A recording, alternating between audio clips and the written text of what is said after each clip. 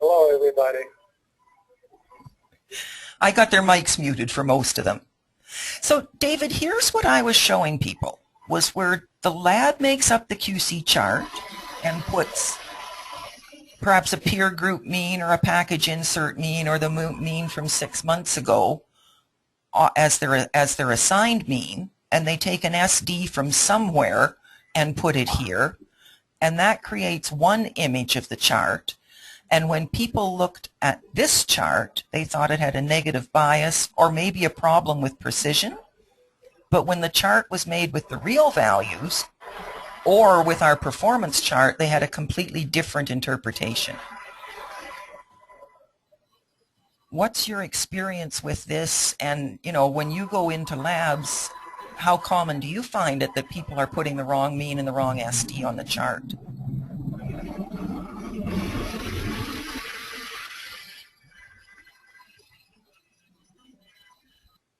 Anna, I shut off your pipette washer. David, are you silent?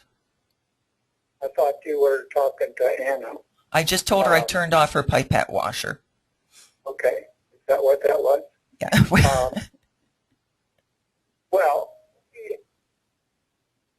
you know, it goes back to what we've been talking about. If you don't put in the right mean, you're basically looking for trouble. And the same thing is true with the SD. Now, if you look at your picture on the left, there is a negative bias compared to that mean, whatever that mean, from wherever it came. In other words, if that's their measured mean, they've had a problem for a month, in a sense. If that's not their mean, then I guess they're okay.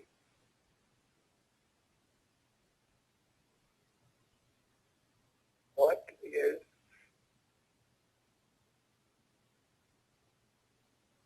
bias? Bias is a word your kids start using along about Thanksgiving when they go by Toys R Us. Mommy, bias that. Bias is the difference between my mean and the true mean. It looks to me here like the true mean is 33.5, so they're a little bit... Sorry, Canada just won the gold medal in the hockey. It took all my dedication to be here, so yay for Canada. We won the gold. You can carry on now. Sorry. Who did they beat? U.S. It's who we always beat. It's who we always play. Okay. Anyway. So there's a bias here if we compare it to that mean. Actually, what's interesting is if the real mean is 33.5, they're doing quite well. The real mean was probably a little bit below that. They have, yeah, that's very close. They may have a slight positive bias. So, and I don't have right at the tip of my fingers what that real mean was. There's a really interesting question about what is bias. I think everybody in the world is going to say bias is the difference between your measured value and your true value. You say, what are you doing with the QC chart? Well, I'm monitoring accuracy. It's like, okay, accuracy, bias, same thing, agreement with the true value. You say, what's the true value? And the conversation sort of ends there. We think we use the QC chart to monitor a change in bias and a change in accuracy, but just looking at that QC chart is not going to tell you if the method had a bias, if the change you're seeing is for the better or for the worse. The only thing the QC chart is going to tell you is this method has changed. And that's the trick of the QC rules, and picking and choosing the right rules is to try to get around that question of, was this change significant? With these simulators, what we do is we always simulate a clinically significant change. So there's always a change after that red line that causes 5% of your results after that to be bad. So you can see here the way the lab is doing it. A lot of people said they'd stop in the first run, but if you're just watching, that's a 1-2S warning, I can ignore it. That's not a 1-2S, I can ignore that one. That's a 1-3S, well, I'll repeat it. So it might be 4 runs before you stop here, whereas here I would stop after 1 run. And what we're going to see with this is not actually a chart that you can use to make that decision. Not yet. That's your chart of the future. So, and the difference here was, is it okay to report? Do you have to stop after, what are people going to do? And the way you make up that chart, determines exactly what you're going to do. This is interesting. Here's what happened. Here's where they sort of went astray, and how it works that you're not getting your flags where you think you are. So the measured mean was 33.5, but they assigned it at 34.0. So the assigned mean was 0.43 units, and with an SD of 0.47, it meant that the mean was assigned almost 1 SD, below the real value. They assigned it at 34 when it was actually 33.5. The SD was 0.47, but they assigned it at 0.81, almost twice the real value. So these are your measured values. This is reality. This is the real bias and imprecision that affects the patients that you're testing. These are the assigned values. So if you put your measured mean on the chart and your measured SD, you will get, your mean is 33.5, you'll get a -2S flag here and a -3S flag here. -3, -2. If, on the other hand, you've assigned your mean at 34, you're going to, and your SD at 0.81, you get a -2, or you get a 1-2S ignore when your point is -2.6, and you get a 1-3S reject, but not until the point is 4 SD below the mean. And it's even worse at the high end, because you've assigned, you perceive a negative bias when there's actually a positive one. You get a 1-2S ignore when a result is 4 SD from the mean, and by the time you get a 1-3S reject, your point is actually 6 SDs from the mean. This is a conversation that I had with Jim Westgard in 1990, and I said to him, what we're doing in our labs is we are taking the brand new proficiency testing. Here's your recommended CVs. You should be no more than this. So we took those CVs and we put them on our charts and thought we were sailing through. And he said, I think what you're doing is dangerous. And 4 years later, people are still doing the same dangerous thing. Because when you assign that mean and SD anywhere you want, you are creating a different picture than what really exists, and it's actually crippling those QC rules. Okay, Anna, I'm going to open up your mic and see what you have to say about that. Zoe, could you comment on the mean assigned to the chart and the true value? Many people think that they are the same thing. That's a great question, and they are not at all the same thing. I should look up the chart for this one and bring it up, but the true value, hang on, let's go back here. The true value is the value that came from your peer review or your packet. The peer review is the best place to get that true value. There's 100 labs testing this sample and they get this number. You can pretty much be sure that it's true. So people have the challenge of establishing bias. And the problem is that, again, you can go to the cookie jar and pick out, this is how I'm going to establish bias. If you're using the Status Pro software, you're going to go in and you're going to assess trueness, and you're going to do a study over 5 to 7 days. And I'm not really sure how at the end of that you actually get to a number of bias to put into your equation that asks you what is the bias. Or you can look at your proficiency testing and say, well, they say my bias is this. But if you want to look at the bias for the QC sample that you're running, you have to look at the true value for that QC sample. So if the bias is the difference between true, and you're using your QC sample to monitor bias, you have to assign a true value for that bias, for that QC sample. If you don't know true, you can't measure bias. And so maybe you could touch upon how we're told never to use the true or the mean in the package insert, and yet the mean can be a source of the true value. Can you comment on that? The mean in the package insert, yes. Just let me bring up the right little simulator here.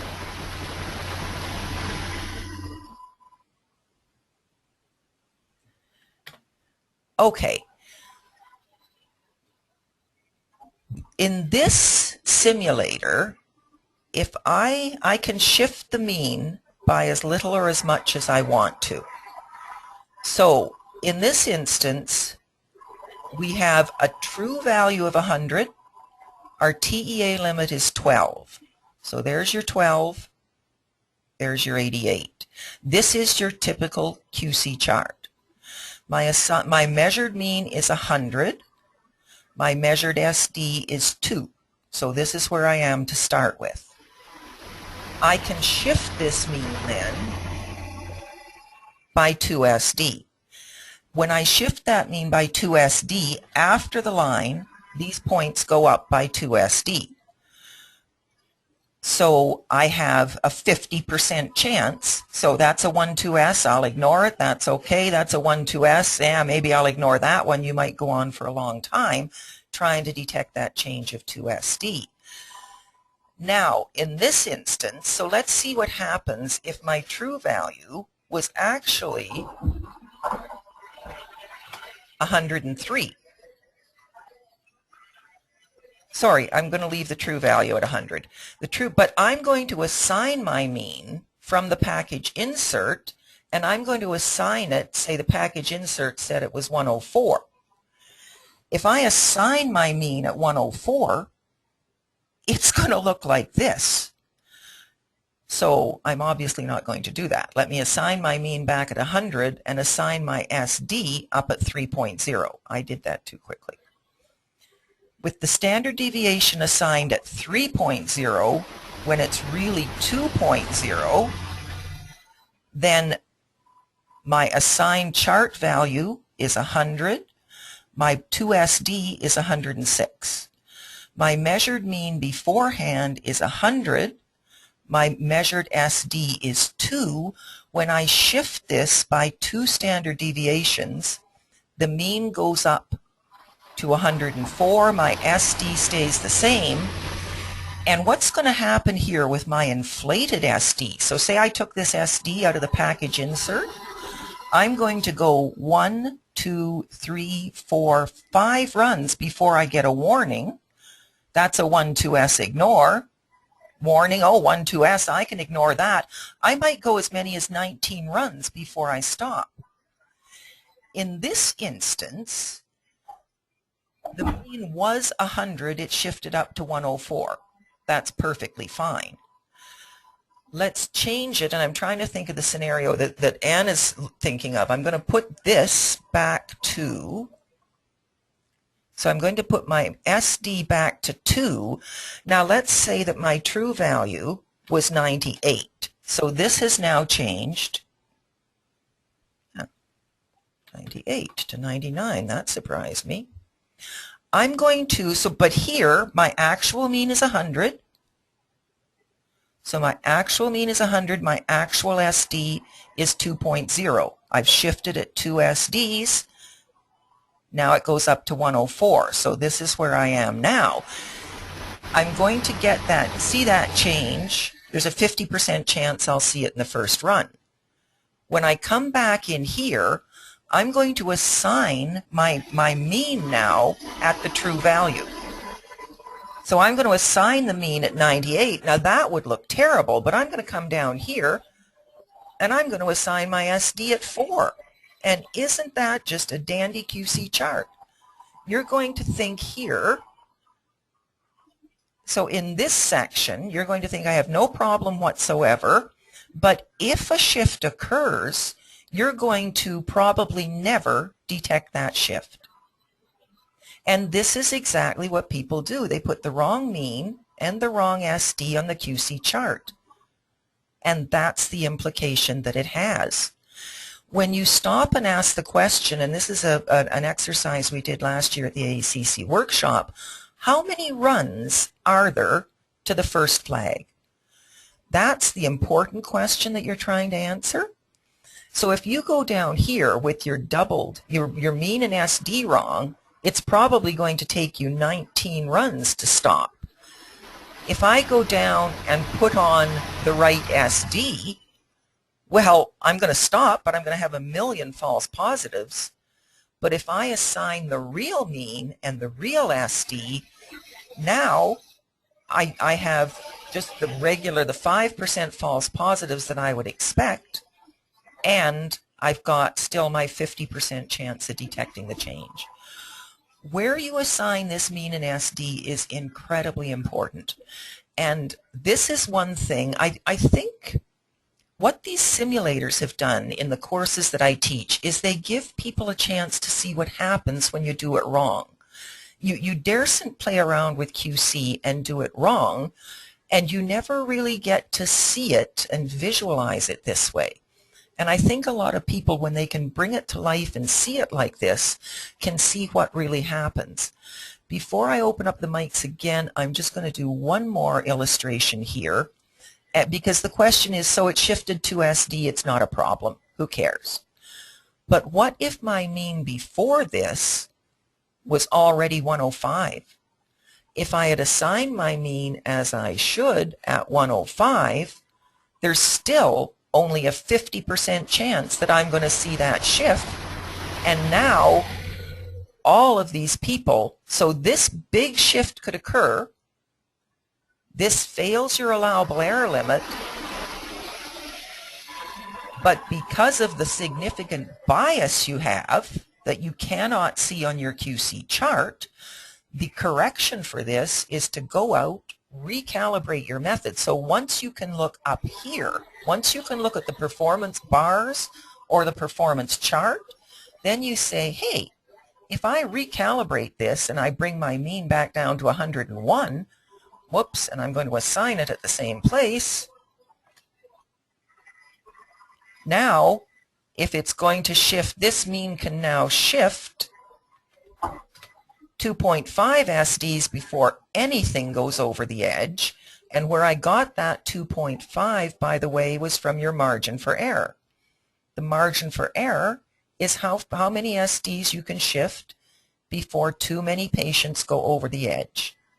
So when I shift this, so 5% of my patients are bad, with the real mean in SD, I'm going to detect that change in the first run probably, whereas if I have the wrong SD, it's going to go on and on and on. The point is that your QC chart cannot answer the questions that people are asking it to answer. It cannot tell you if there's a bias. It cannot tell you if the change was for the better or worse. It cannot tell you if the method was acceptable or not. Okay, does anybody have a hand up with a question? David, are you there? Can you hear me? I can hear you. Hang on, I'm going to turn off Anna for a sec. There. Okay. Okay. I like the simulation. I think it's a big help. I think we have to slow down a little bit. Now, the question about the chart, see, here's what I'm thinking, and I think you mentioned it. When you do your method validation, that should include a fair amount of work with the controls that you're going to use. And you should have, from the get-go, what the, quote, true mean and true SDs are. And if your system isn't performing within limits, your margin for error that's predetermined, I mean, how much can you shift, then you shouldn't put that method up to go.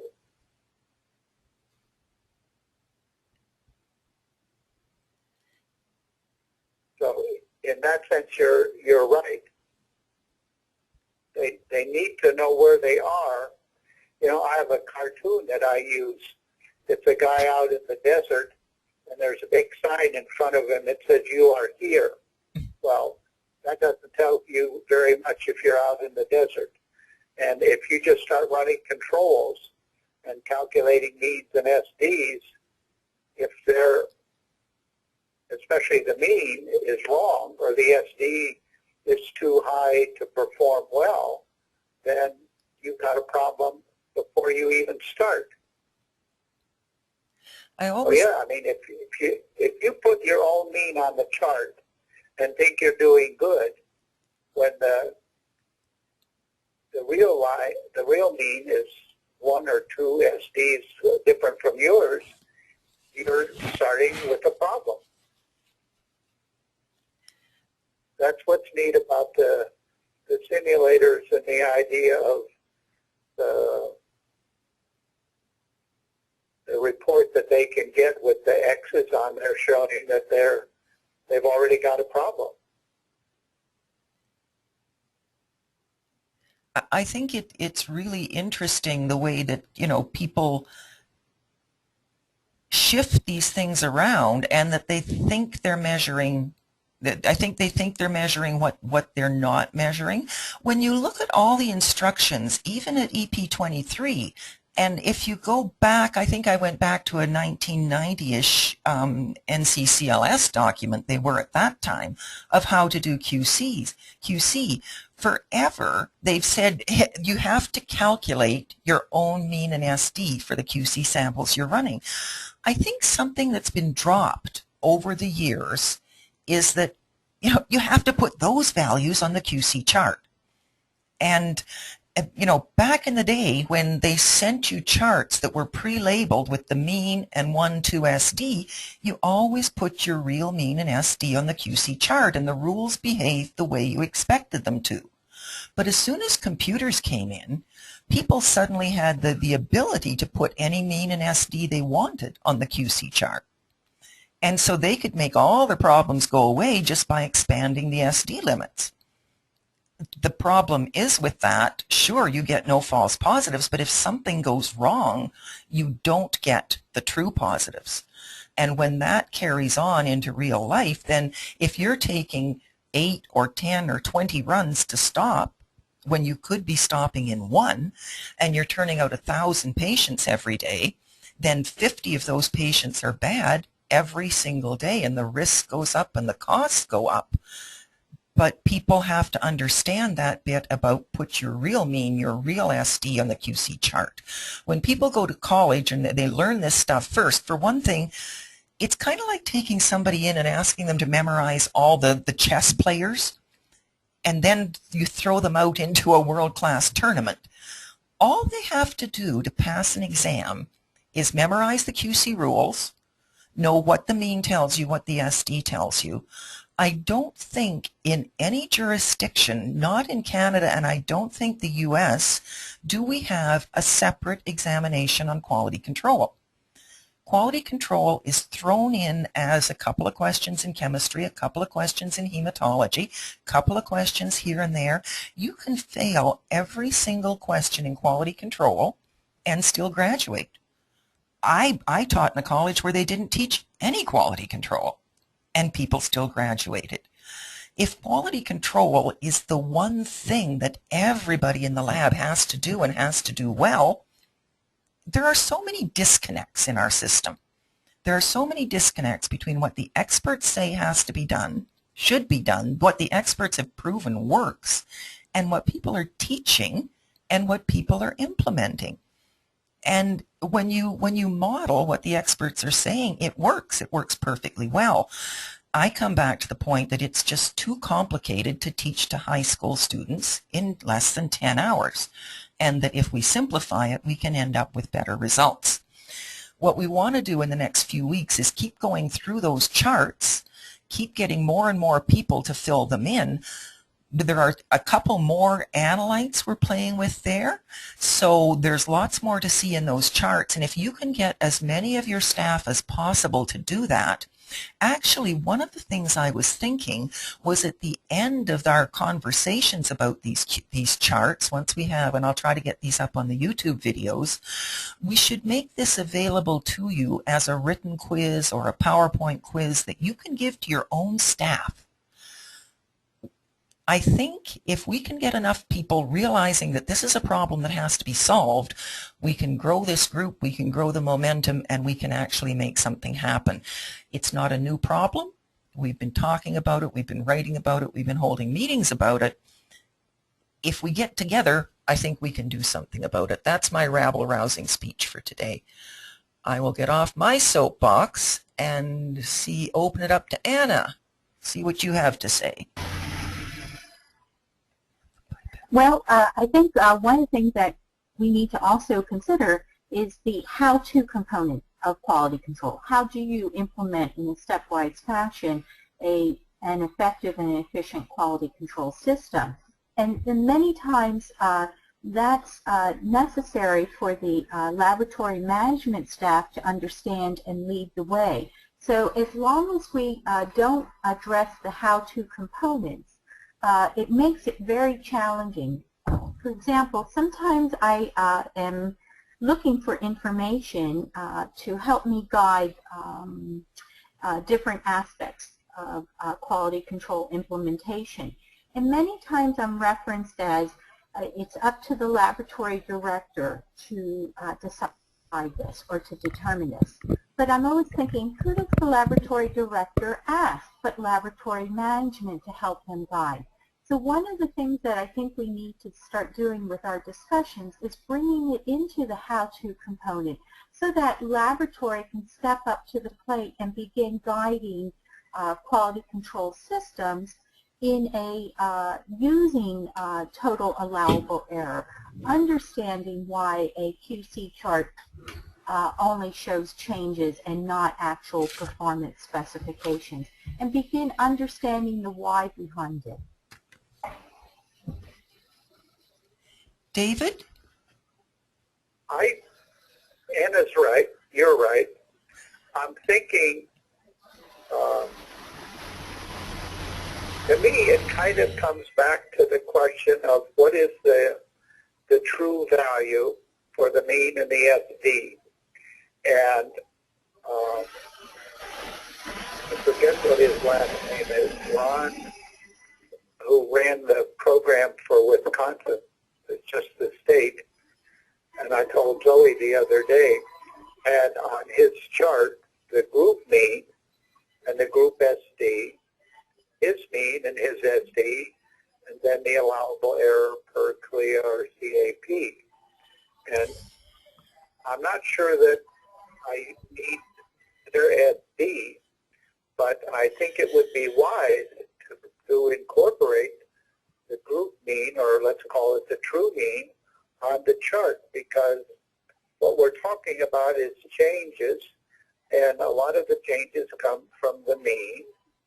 And like we've all said before, there's a 50-50 chance that the mean will actually change for the better, for the better, and not for the worse. You're not on the mean, so you can move toward the group mean, and life gets better. So, and I certainly would put the allowable error on the chart, or if the computer's going to do it, then I would like to know when I fail, or what my margin of error is, and build that in. I think, I'm working on another poster for AACC, and one of the the last thing in the conclusions is every analyte has to be evaluated with a system like this before you assign rules. You need to know what your margin of error, your wiggle room is before you start setting limits. There, I'll get off my box. Okay, who else wants in the soapbox? Donna had a very important question. Women's hockey. They came from behind. Okay, well, anybody else got a parting comment? We're going to keep going with this discussion. Please send in your questions. We're doing this to share the information with you. We're hoping you're going to pass it on. I'm almost, I'm thinking that if we can get in touch with enough people at the front line who are working with these problems, what do I do when I see a QC chart? How do I know if this is a real flag or not? What am I supposed to be doing now? And I think we can give them far better guidance in that if we don't have to stop and teach them everything about the statistics. I'd like people to stop counting dots and just back up and look at things. And you can see so much with your eyes than counting dots and looking at numbers. So I am going to call it a day for today and thank everybody very much for coming. We do have a recording of most of this one. I did find the recording from last week. I'll keep posting things as soon as possible up on YouTube. We are considering dropping this to once every 2 weeks or once a month. I think it's a bit of a strain for everybody to do it every week. We'll look for your feedback on that one. I'll send out a newsletter and we will keep things going. It's a very flexible journey. It's driven by what you want to know, but our objective is to have people understanding what they're doing today with quality control enough to realize what the problems are so that they're motivated to do something different.